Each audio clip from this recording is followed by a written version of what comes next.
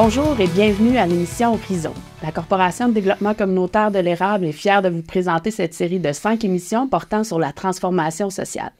D'entrée de jeu, nous aimerions remercier la Ville de Plessisville pour son apport financier, sans qui cette émission ne serait pas possible.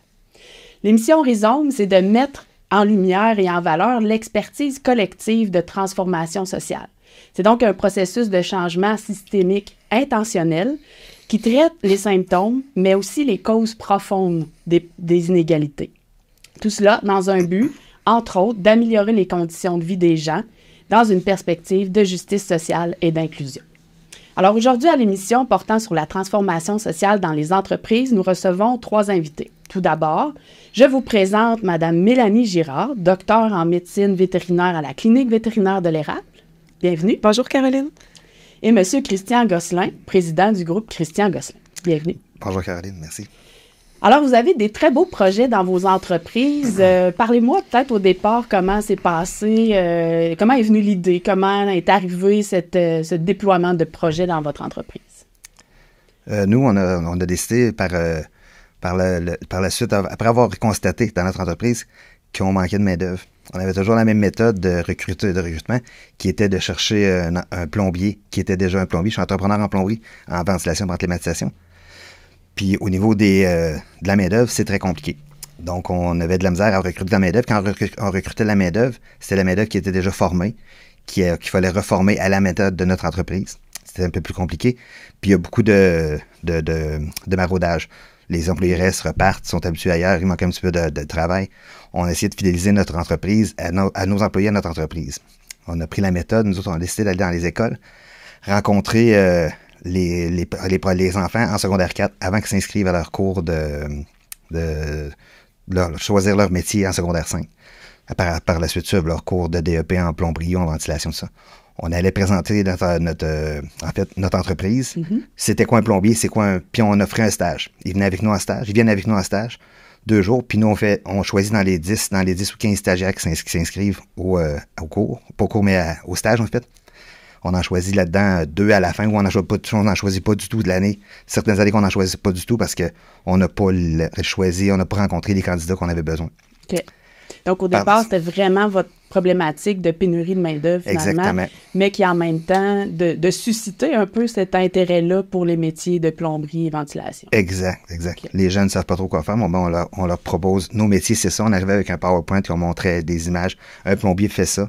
Puis un plombier ne fait pas juste déboucher les toilettes. Un gars à réfrigération et climatisation ne fait pas que réparer les airs climatisés. Il fait du contrôle, il fait ça. On va montrer avec une vidéo. C'est ça qu'on faisait. Okay. De votre côté, Mme Girardin, votre initiative de projet est née comment?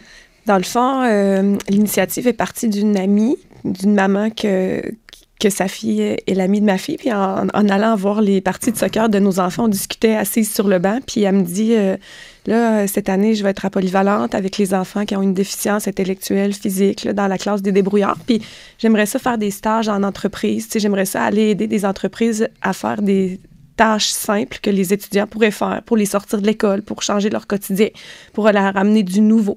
Est-ce que tu aurais, tu sais, dans ton entreprise, quelque chose qui serait facile de faire à mes étudiants, une tâche simple qu'on pourrait leur déléguer? On viendrait à chaque semaine 2 heures, quelque chose comme ça.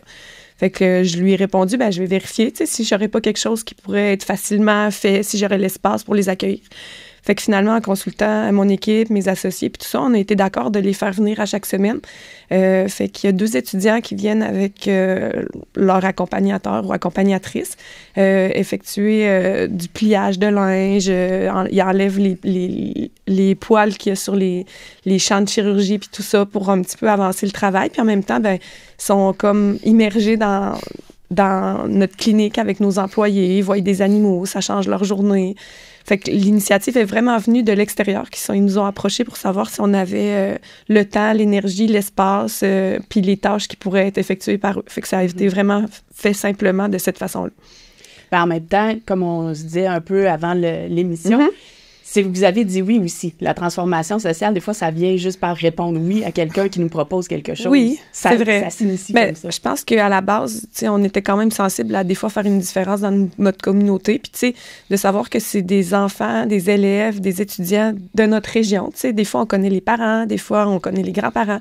Fait que, tu sais, on se dit, ben, crime, si on peut donner un peu autour de nous, tu sais, d'une façon ou d'une autre, ben, je pense que ça peut faire une différence. Puis ce qu'on a fait à la suite de ça, c'est que nous, on a décidé que vu qu'ils venaient nous aider, dans le fond, c'était comme un peu du bénévolat qu'ils faisaient dans notre entreprise. C'est qu'à chaque fois qu'ils viennent, on ramasse des sous, puis on leur redonne de l'argent. Dans le fond, on refait un don à leur classe, parce que c'est pas tous les étudiants qui sont capables de faire ces tâches-là. Fait qu'on redonne de l'argent à cette classe-là pour qu'ils puissent faire des activités. Fait qu'on leur a donné des sous en décembre pour qu'ils fassent une activité avant Noël. Puis on leur redonne de l'argent à la fin de l'année, cette année, pour qu'ils puissent aller faire une activité de fin d'année. Puis dans le fond, ça leur permet de faire des sorties, de faire des activités auxquelles ils n'auraient peut-être pas accès seulement avec leurs fonds qu'ils ont dans la commission scolaire. Là, Fait que je pense que ça fait, même si c'est pas tous les étudiants qui ont accès à cette activité-là, on redonne à la classe pour que ça fasse une différence aussi dans leur quotidien, puis que ça change un petit peu la routine de ce qu'ils font. Là. Ça leur donne une possibilité de faire quelque chose de plus, je pense. Ça, c'est des changements de pratique dans les deux cas que vous avez apportés dans vos milieux de travail. Qu'est-ce que ça a demandé comme changement à l'interne? Ça n'a pas demandé beaucoup de choses. Ça nous a demandé de faire intervenir, en fait, ma fille qui a monté le projet pour avoir les bourses études, puis les rencontrer, planifier les rencontres dans les écoles, planifier la méthode de présenter tout ça. Bon, ben ça l'a fait qu'on s'est rencontrés plus en entreprise, puis qu'on a pu développer une nouvelle méthode, puis ça a fait que nous, les jeunes, arrivent aussi. On a déjà, les jeunes depuis secondaire 4 sont chez moi. Bon, ben, on les a en secondaire 4. Ils vont travailler tout l'été chez nous. Après, ils partent dans leur cours. Quand ils ont des pédagogiques, la fin de semaine, on les fait travailler. Donc, quand ils arrivent dans l'entreprise, ils connaissent déjà le contremaître, ils savent déjà nos méthodes de travail. Dans le camion, il y a quoi, ça va comment, on travaille à quelle heure, on se ramasse de quelle manière, et on a nos méthodes de travail. Ouais, qu'est-ce que ça change d'entreprise? Ça a juste bonifié l'entreprise à 100%.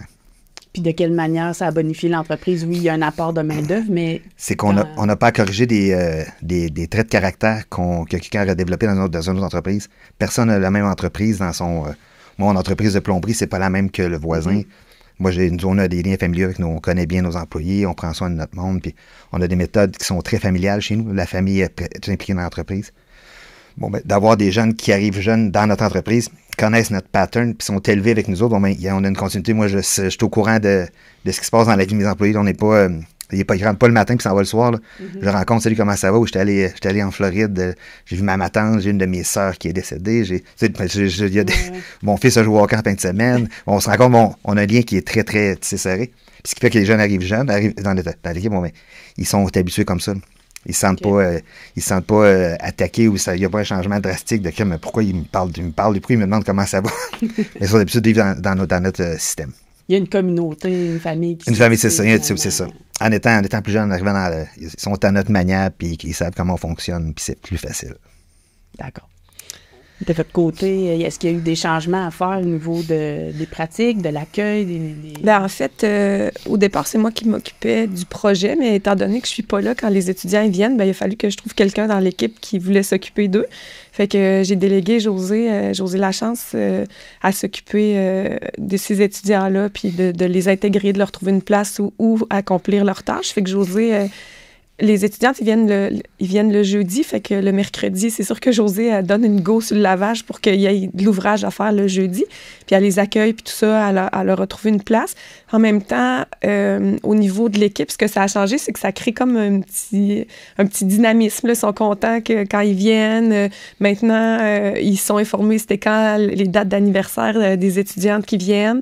Ils leur ont même acheté un gâteau, ils leur achètent des collations. Et je pense qu'il y a une étudiante qui a des allergies, fait qu'ils sont informés de ça pour être sûr que quand ils donnaient quelque chose, il y avait pas de problème à ce niveau-là.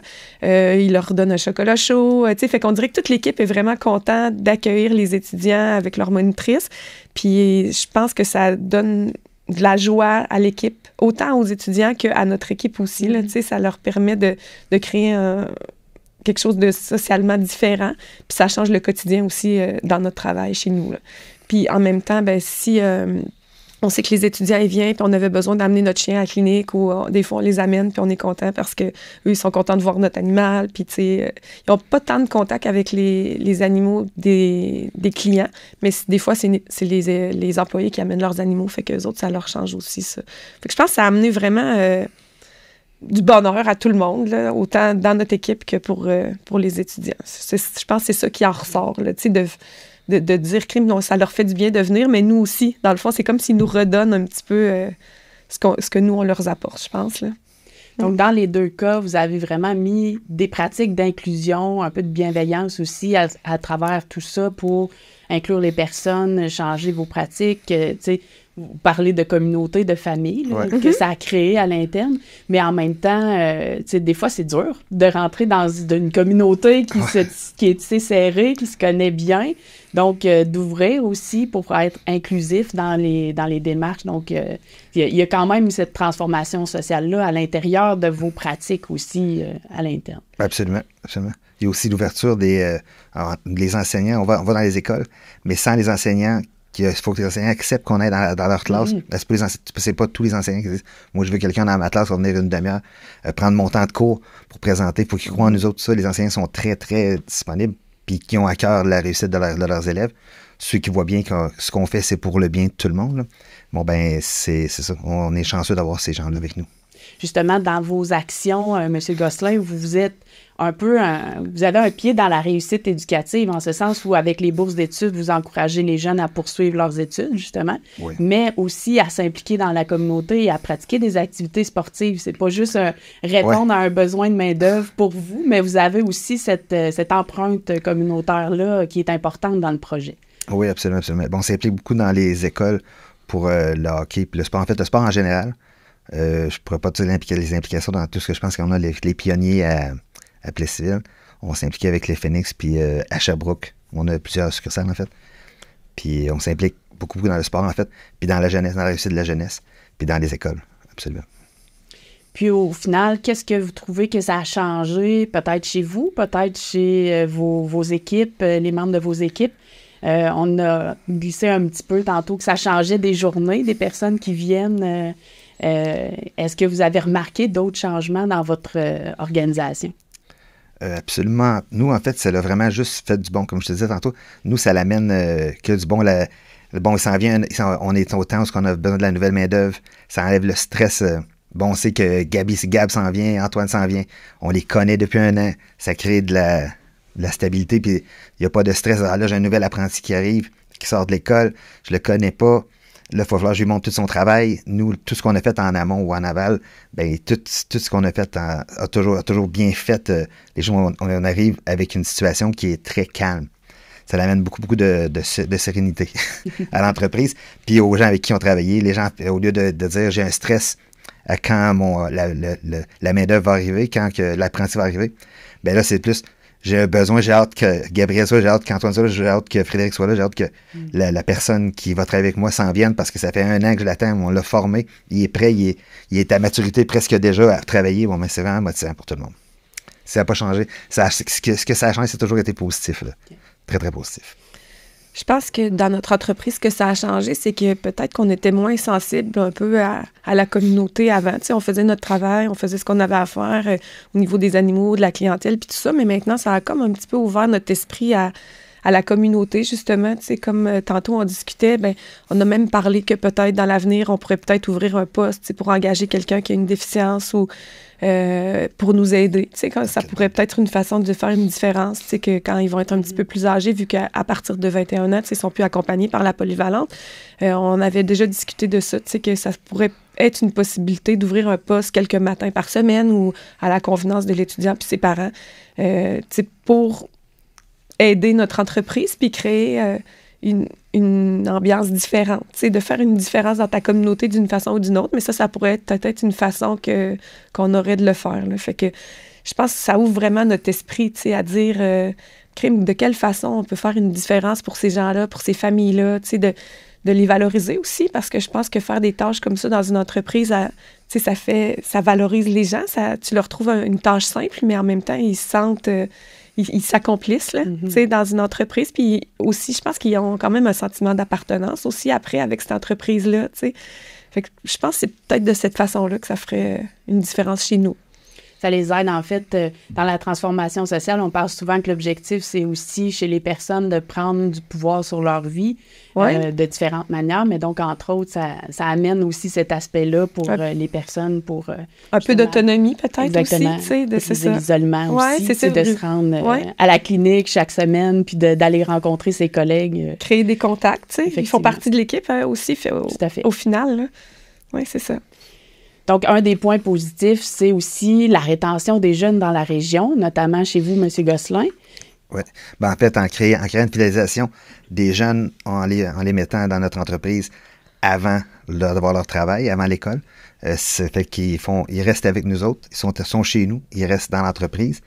Puis ce qui fait qu'eux, au lieu de repartir, disons, dire moi je vais suivre mon cours à Québec puis je reviens pas à Police civile, nous on est sûr d'avoir d'avoir la jeunesse qui reste ici en région. Mm-hmm.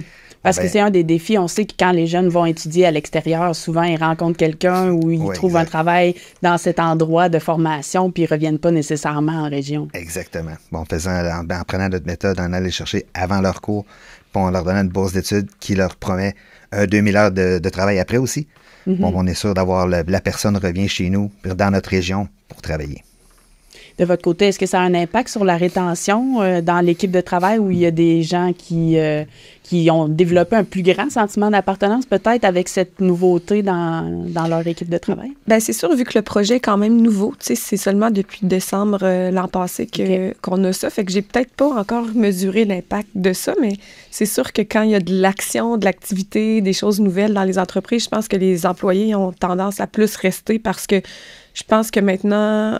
Le fait que les employés restent, c'est plus une question de salaire. Je pense que c'est comme Christian il disait, là, de connaître tes employés, de ce qui se passe dans leur vie quand tu n'as pas une bonne journée, que tu es au courant, puis tu dis, regarde, je comprends, tu peux quitter aujourd'hui si ça va pas bien. Je pense que c'est toutes ces choses-là qui font une différence maintenant pour fidéliser tes employés puis les garder dans ton entreprise. Fait qu'en étant une entreprise active, impliquée socialement, je pense que ça peut faire une différence pour les gens qui sont sensibles à ça. Oui. Mais je pense pas qu'on l'a mesuré encore maintenant. Peut-être à long terme, on va avoir des retours positifs pour ça, mais c'était pas le but de ça au départ, mais c'est sûr que ça peut être intéressant de regarder ça à plus long terme. Mais ça crée du sens, en fait, pour les personnes qui sont dans les entreprises. Oui, c'est ça. Puis, tu sais, comme Christian, on en a parlé avant l'émission, tu sais, des fois, quand tu côtoies des gens dans ton quotidien, autour de toi, ou des employés qui ont des enfants avec des déficiences, puis que c'est un défi pour eux, bien, tu te rends compte que ça fait une différence aussi, là. Fait que tu peux le mesurer comme ça, mais je pense que à long terme, peut-être qu'on va voir plus un impact, là, mais là, c'est comme trop nouveau, je dirais, chez nous pour le mesurer. On vous réinvitera dans quelques années. Oui, c'est ça. Parfait. Merci. Je vous remercie infiniment. Vous avez des très beaux projets. Je vous souhaite une belle continuité puis une belle implication. Merci pour votre transformation sociale en entreprise. Merci Caroline. Merci. Alors, notre troisième invitée aujourd'hui, Mme Stéphanie Allard, directrice générale de la Chambre de commerce et d'industrie des Bois-Francs érables. Bienvenue. Merci. Alors, on parlait dans cette émission de transformation sociale au niveau des entreprises. On parlait tout à l'heure avec nos invités qu'il y avait quand même plusieurs enjeux sociaux qui touchaient aux entrepreneurs, les entreprises, notamment la main-d'œuvre, le problème de recrutement, de rétention de main-d'œuvre.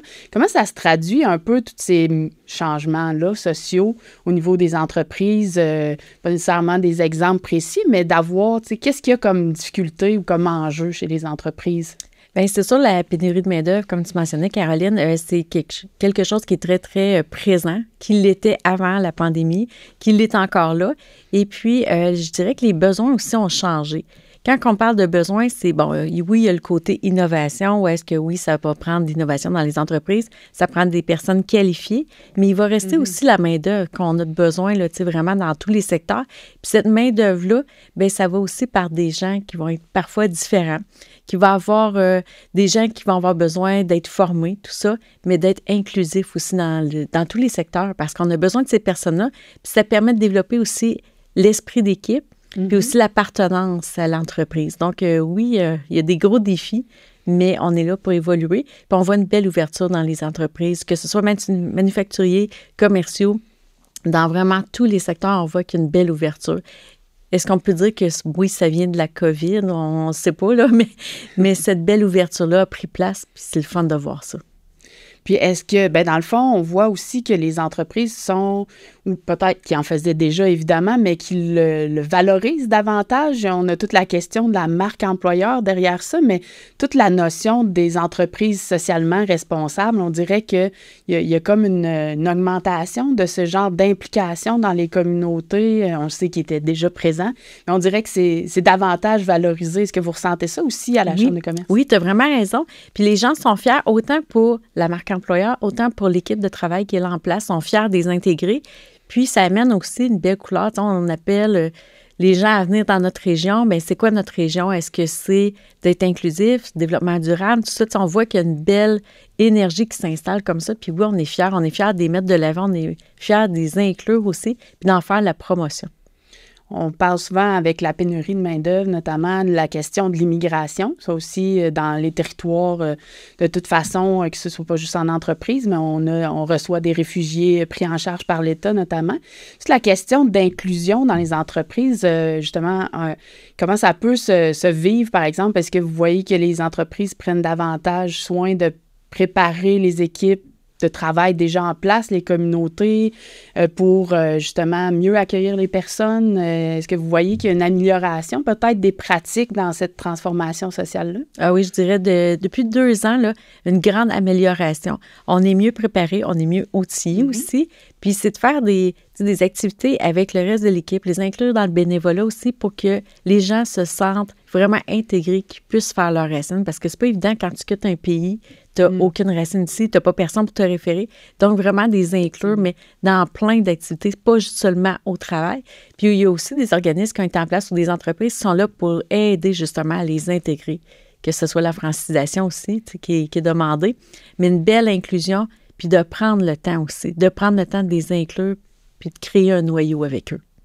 Justement, en parlant de groupes qui sont là pour les aider, est-ce que vous voyez qu'il y a davantage de réseaux qui se créent avec des milieux autres que dans le milieu des affaires pour les entreprises? Oui, on en voit, puis aussi, il y a des pages Facebook qui sont créées pour des communautés pour les aider aussi à dire, il y a telle activité, est-ce que vous voulez venir avec votre famille ou avec des collègues de travail, tout ça. Fait que ça, on voit ça, des pages Facebook ou communautés qui sont créées.